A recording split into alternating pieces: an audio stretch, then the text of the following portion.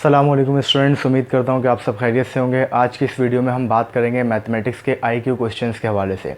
Students, ये जो सवाल हैं ये इंपॉर्टेंट हैं उन तमाम ही कैंडिडेट्स के लिए जो मुख्तलिफ़ जगहों पर जो है वो टेस्ट देने के लिए जाते हैं और वहाँ पर आईक्यू के क्वेश्चन आते हैं और आईक्यू के जो ज़्यादातर क्वेश्चन होते हैं वो मैथमेटिक्स से रिलेटेड होते हैं।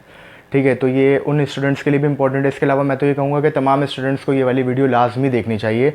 और आईक्यू के ये जो सवाल हैं ये मैंने निकाले हैं मैथमेटिक्स की एक एप्लीकेशन है, उस एप्लीकेशन का नाम भी मैं आपको बताऊंगा इस वीडियो के लास्ट में। तो वहाँ से मैंने ये 10 क्वेश्चंस लिए हैं और भी मुख्तलिफ़ क्वेश्चन हैं, लेकिन आज की इस वीडियो में हम टोटल 10 क्वेश्चन सॉल्व करेंगे। और आखिर में मैं आपको ये भी बताऊंगा कि जो 10 सवाल हम सॉल्व कर रहे हैं क्या उसके आंसर जो हम निकाल रहे हैं वो सही भी हैं या नहीं। तो उस एप्लीकेशन पर मैंने 10 क्वेश्चन को सॉल्व किया था और उसकी मैंने रिकॉर्डिंग भी की है जो कि मैं लास्ट में शेयर करूँगा। ठीक है, तो वीडियो को स्टार्ट करते हैं। और वीडियो स्टार्ट करने से पहले मैं उन तमाम स्टूडेंट से रिक्वेस्ट करूंगा जो इस चैनल पर नए हैं कि इस चैनल को ज़रूर सब्सक्राइब कीजिएगा। ठीक है स्टूडेंट्स, तो वीडियो को स्टार्ट करते हैं। Question number 1।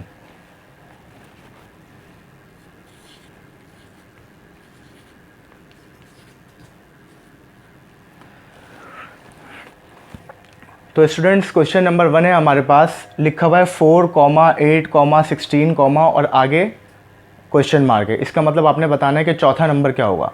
तो आईक्यू के जो क्वेश्चंस होते हैं ना वो दरअसल ऐसे सवाल होते हैं जिनको आपको ज़बानी सॉल्व करना होता है। मतलब वहाँ पर आपको ये चेक किया जा रहा होता है कि आप कितने हाजिर दिमाग हैं और कितना ज़्यादा चीज़ों को जो है वो जल्दी से समझ लेते हैं। तो अगर आप इस सवाल पे गौर करें तो 4 के बाद आ रहा है 8, 8 के बाद 16 और 16 के बाद अगला नंबर आपने बताना है क्या आएगा। ठीक है, तो यहाँ पर आपको ट्रिक को समझना होगा कि क्या ट्रिक इस्तेमाल की जा रही है। तो ट्रिक क्या इस्तेमाल की जा रही है कि अगर आप 4 को मल्टीप्लाई कराते हैं 2 से तो आंसर आ जाएगा 8। फिर आप 8 को मल्टीप्लाई कराते हैं 2 से तो आंसर आ जाएगा 16। और जब आप 16 को मल्टीप्लाई कराएंगे 2 से तो ये जो 4 डिजिट है जहाँ पर क्वेश्चन मार्क है यहाँ पर आंसर क्या आएगा, 32 आ जाएगा।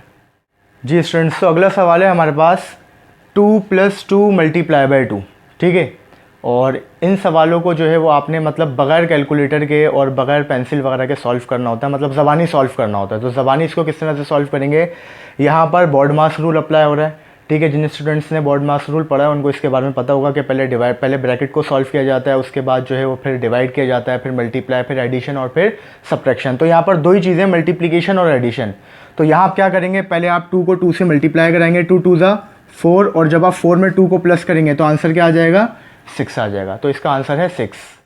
स्टूडेंट्स, अगला जो क्वेश्चन है क्वेश्चन नंबर 3, वो बहुत ही ज़्यादा इंटरेस्टिंग है। इस तरह के सवाल अगर आप फेसबुक वगैरह इस्तेमाल करते हैं, यूट्यूब इस्तेमाल करते हैं तो वहाँ पर आपने इस तरह के सवाल अक्सर देखे होंगे।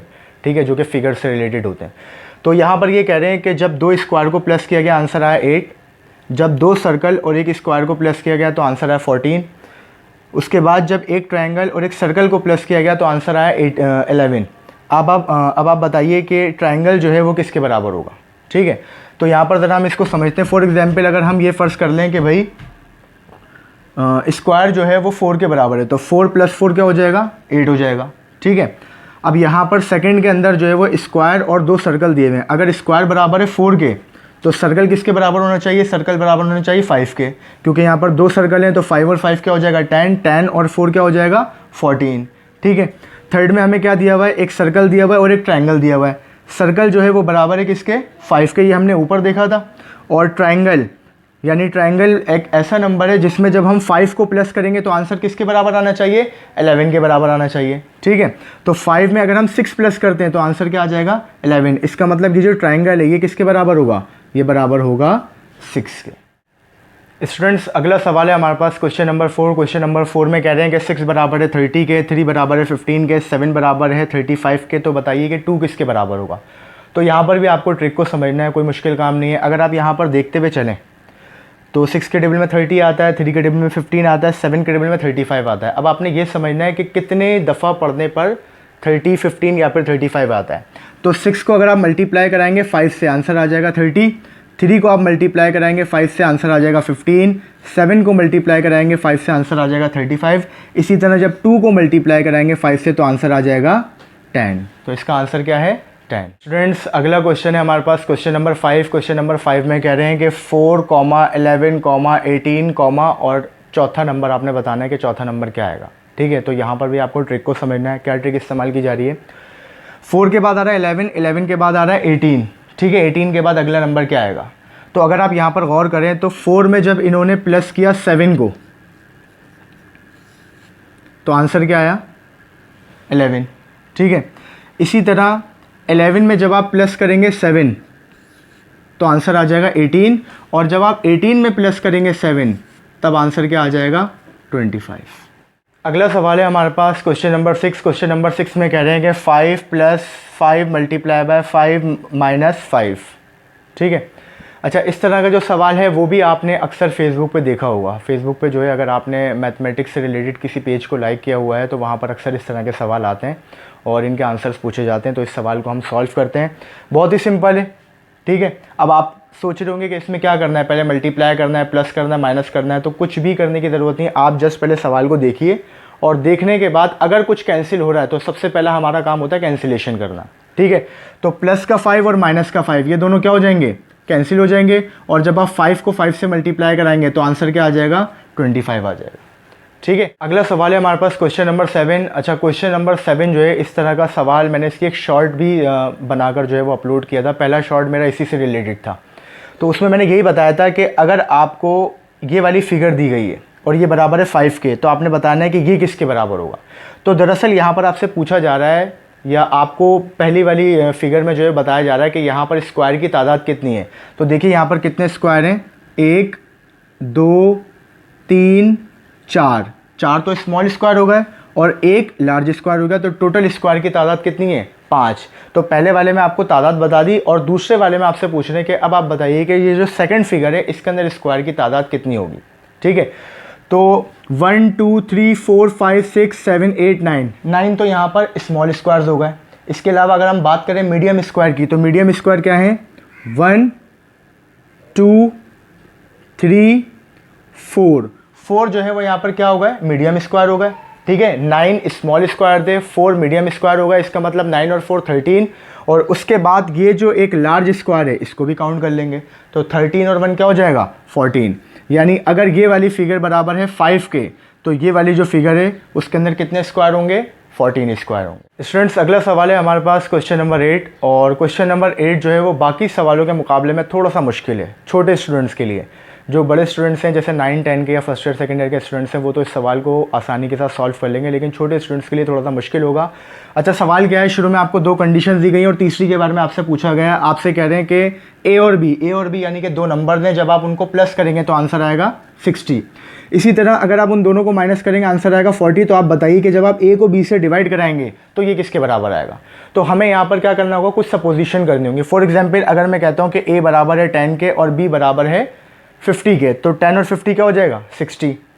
सेकंड कंडीशन पर आते हैं, ए बराबर है 10 के, बी बराबर है 50 के। तो जब आप 50 में से 10 माइनस करेंगे आंसर आएगा -40, जबकि यहाँ पर क्या आ रहा है 40 आ रहा है, ठीक है। तो यहाँ पर आपको क्या करना पड़ेगा, खुद से बार बार नंबर को सोचना पड़ेगा, ठीक है। जब आप सोचते रहेंगे, जैसे अभी मैंने ए को बराबर रखा 10 के, बी को बराबर रखा 50 के, फिर आप ए को बराबर रखेंगे 20 के, बी को बराबर रखेंगे 40 के, ए को बराबर रखेंगे 30 के, बी को बराबर रखेंगे 30 के। इसी तरह से सिलसिला चलता रहेगा।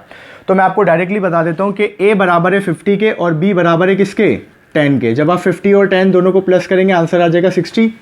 इसी तरह जब आप 50 में से माइनस करेंगे 10 तो आंसर क्या आ जाएगा 40। यानी ए की जगह हमने लिखा 50, बी की जगह हमने लिखा 10, तो 50 में से 10 माइनस करने पे 40 आ गया।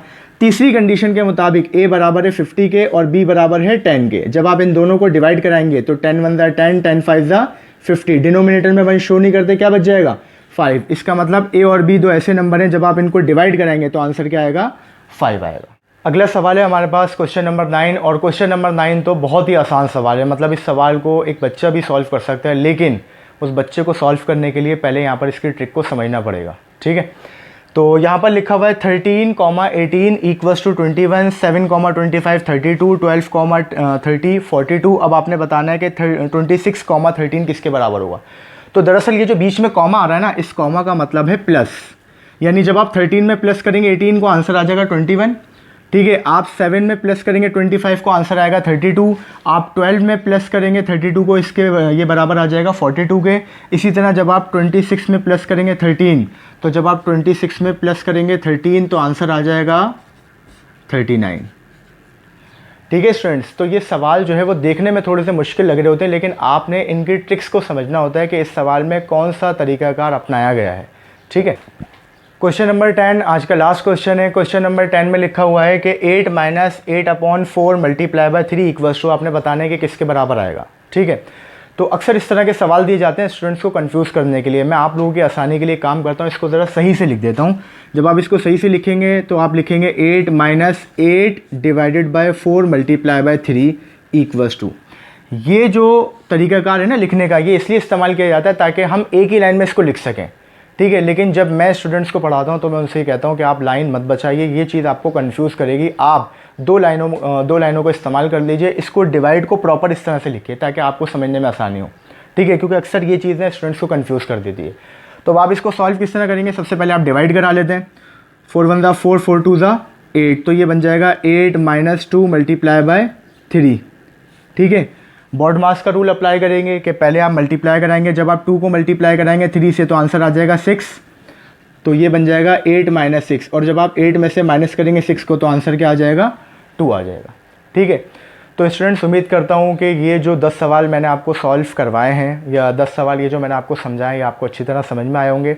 अच्छा, इन सवालों के आंसर्स सही भी हैं या नहीं, इसके हवाले से जो है वो मैंने एक स्क्रीन रिकॉर्डिंग करी है। मैथ के जो IQ के क्वेश्चन थे जो मैंने आपको बताया था, मैंने सॉल्व किए हुए हैं, वो स्क्रीन रिकॉर्डिंग में इसके बिल्कुल बाद में चला दूंगा ताकि आप लोगों को भी आइडिया हो जाए कि जो सवाल हमने सॉल्व किए उनके आंसर सही भी हैं या नहीं है। और इस एप्लीकेशन का जो नाम है, मैं एप्लीकेशन को जो है वो प्रमोट नहीं कर रहा हूँ, मैं सिर्फ इसलिए बता रहा हूँ कि वो स्टूडेंट्स जो अपने मैथ को स्ट्रॉन्ग करना चाहते हैं, मैथ को अच्छा करना चाहते हैं, ट्रिक्स को समझना चाहते हैं, वो इस तरह के सवाल लाजमी सॉल्व किया करें। तो इस एप्लीकेशन का नाम है मैथ रिडल्स। ठीक है, मैथ रिडल्स की एप्लीकेशन है जिसमें टोटल 100 लेवल है और अल्हम्दुलिल्लाह 100 लेवल में क्लियर कर चुका हूँ। तो मैं 1 बाय 1 आपको जो है वो 10 लेवल्स कर इसको समझाऊंगा। तो स्टूडेंट्स, अगर आपको ये वीडियो अच्छी लगे तो इसको ज़रूर लाइक कीजिएगा, अपने दोस्तों के साथ भी शेयर कीजिएगा। मिलते हैं फिर इंशाल्लाह अपनी अगली वीडियो में नए लेवल्स के साथ, यानी नए IQ क्वेश्चंस के साथ। तब तक के लिए अल्लाह हाफ़िज़।